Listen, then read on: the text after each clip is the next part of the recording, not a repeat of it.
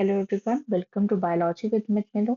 And आज हम लोग डिस्कस करने वाले हैं question number 5 of parasitology, that is adaptation of host parasitic organisms to each other. यानी कि होस्ट और उसके पैरासाइट के बीच में किस टाइप की अडेप्टेशन होगी और किस टाइप के लिए दोनों एक दूसरे को इवॉल्व करेंगे, उसके बारे में बात करने वाले हैं। ठीक है बच्चा, तो पहले हम लोग इस इवोल्यूशन से ही स्टार्ट करते हैं। बच्चों देखो क्या होता है, जो पैरासाइट होता है वो बेसिकली तो अपनी पैरासाइटिक फॉर्म में रहता है, बट उसको पता है कि कहीं ना कहीं जब उसको फ्री लिविंग ऑर्गेनिज्म बनने की नीड होगी तो उस टाइम उसको अपनी मॉर्फोलॉजी और बायोलॉजी दोनों बदलनी पड़ेगी। यानी कि उसके अंदर कुछ मॉर्फोलॉजिकल एंड बायोलॉजिकल रीअरेंजमेंट्स होंगे। ठीक है, उसी हिसाब से जो हमारा होस्ट एवोल्यूशन है, यानी कि जो हमारा होस्ट है वो भी खुद को इसी तरीके से इवॉल्व करता है। क्यों? क्योंकि जो होस्ट है वो खुद को इस तरीके से इवॉल्व करता है ताकि वो जो पैरासाइट्स है उसको अवॉइड कर सके। ठीक है, कि कौन चाहेगा कि मैं अपना न्यूट्रिशन किसी दूसरे को दूं जो कि मेरे पे फुल्ली डिपेंडेंट है ना। बट जो हमारा पैरासाइट होता है वो इतना स्मार्ट होता है, वो बोलेगा कि अगर होस्ट इवॉल्व करेगा तो मैं भी इवॉल्व करूंगा। और कैसे इवॉल्व करेगा? By losing some organs and organ systems. यानी कि बोलेगा कि अगर मेरे डाइजेस्टिव सिस्टम के लिए होस्ट ने अगर इवॉल्व किया खुद को तो मैं अपना डाइजेस्टिव सिस्टम ही गिरा दूंगा। अगर मेरे माउथ के लिए होस्ट ने खुद को इवॉल्व किया तो मैं अपना माउथ ही गिरा दूंगा, या मैं अपना माउथ खत्म कर दूंगा, मैं उसकी जगह सकर यूज कर लूंगा। ठीक है, तो बेटा फाइनल इवोल्यूशन में फिर क्या होगा? जब इस टाइप की इवोल्यूशन टेक्स प्लेस करेगी तो पैरासाइट जो है उसको इस टाइप की अडेप्टेशन मिल जाएगी जिससे वो अपनी लाइफ एक्सपेक्टेंसी और रिप्रोडक्शन दोनों को सही ढंग से अपने होस्ट के अंदर कर सकता है। यानी कि जब होस्ट खुद को पैरासाइट से बचने के लिए इवॉल्व करेगा, पैरासाइट सवा शेर बन के क्या करेगा, खुद को उससे बेटर तरीके से इवॉल्व करेगा कि वो उससे चिपट के ही रहेगा। उससे क्या होगा, उसको इस टाइप की अडेप्टेशन मिल जाएगी जिससे वो अपनी लाइफ और अपनी रिप्रोडक्शन दोनों होस्ट के अंदर कर सकता है।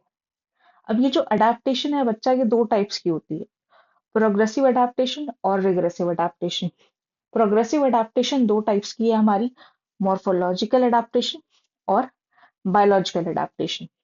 बायोलॉजिकल अडेप्टेशन मैं आपको यहीं पे बता देती हूँ, बायोलॉजी का मतलब क्या है। यानी कि बायो लिविंग ऑर्गेनिज्म, किसी लाइफ चीज को हम लोग अडेप्ट कर रहे हैं, है ना। यानी कि क्या होगी, जो पैरासाइट का लाइफ साइकिल है वो सिंक्रोनाइज कर जाएगा। ठीक है, पैरासाइट और उसके होस्ट के बीच में। दूसरी बात, जो होस्ट है उसका पैरासाइट की तरफ जब उसका एनकाउंटर होता है तो उसका चेंज ऑफ बिहेवियर हमको एनकाउंटर होगा।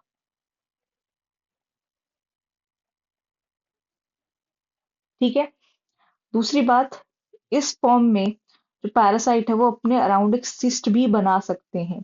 सिस्ट आपने सुना है ना, सिस्ट एक वो हार्ड कवरिंग होती है जो किसी न किसी एक पैथोजेनिक ऑर्गेनिज्म को या पैथोजेनिक एंटाइटी को कवर करती है जब तक फेवरेबल कंडीशन ना मिल जाए।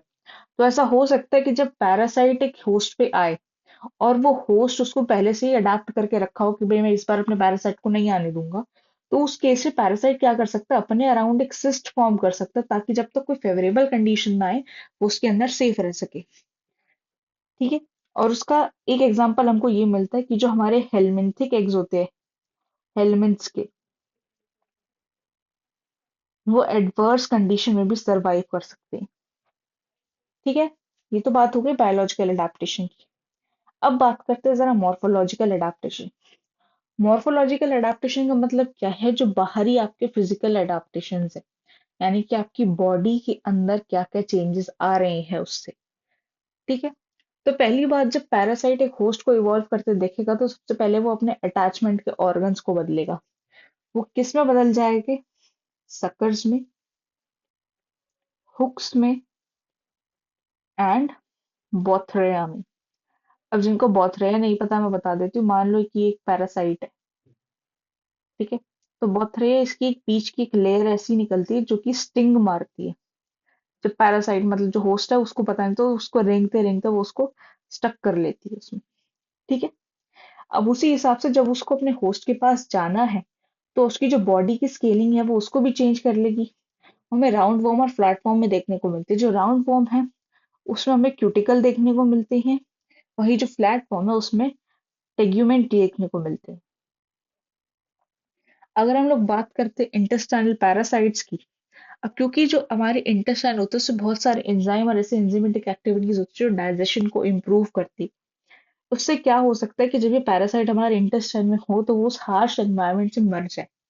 तो उसी लिए जो हमारा इंटेस्टाइनल पैरासाइट होता है वो एक एंटी एंजाइम प्रोड्यूस करता है ताकि वो डाइजेशन के प्रोसेस से खुद को प्रोटेक्ट कर सके। ठीक है, यानी कि डिफेंस कर सके उससे। दूसरा हमारे पास आते हैं ब्लड सकिंग एक्टोपैरासाइट। एक्टोपैरासाइट का मतलब क्या, जो हमारी बॉडी के सरफेस पे प्रेजेंट है, जैसे कि ब्लड सकिंग लीच हो गया। ठीक है, ये लोग और भी ज्यादा महान है। ये क्या करेंगे, पियर्सिंग या फिर सकिंग माउथ पार्ट्स अपने ऊपर बनवा लेंगे। ठीक है ना, एक होता है हम लोग कान छिदवाते, ये होता है कि हम छेदने वाले ही बन जाएंगे। ठीक है ना, ताकि ये क्या कर सके, जो हमारी स्किन की हार्ड कवरिंग है उस हार्ड कवरिंग को तोड़कर और एंटी कोगुलेंट प्रॉपर्टीज को खत्म करके वो अंदर जा सके और हमारा खून चूस सके। देख लो इतने साते रहे ये लोग। फिर आते हैं एंडोपैरासाइट्स। एंडोपैरासाइट्स वो जो कि हमारी बॉडी के अंदर है।